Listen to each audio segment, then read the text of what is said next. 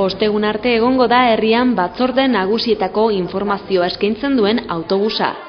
Lekaio parean aurkitzen da eta bertatik Urnetako herritar zein ikasleak pasako dira. Bailegape, Presentación de Maria eta Salesiar ikastetxeko haurrak.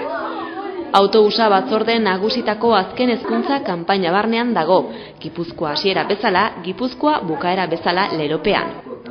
Honela bizilagunei batzorde nagusien mundua gerturatzea eta ezagutzera ematea bilatu nahi da. Autobus honen barnean proiekzioak, multimedia programak eta informazio xea eskuratu daiteke. Zerbitzu honen aurrean Erika egongo da.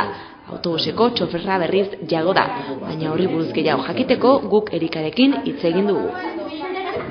Bueno, autobusean eskaintzen dena da batzar nagusia batez ere herritarroi gerturatzea. Zer diren batzar nagusiak, zertarako balio duten eta beraien funtzioa.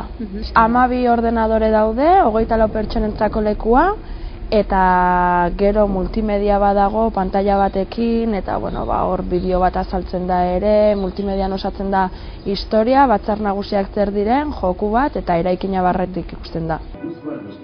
Bisita ordutegia goizeko 10:00 ordubietara izango da eta arratsaldeko 4:00 7:30.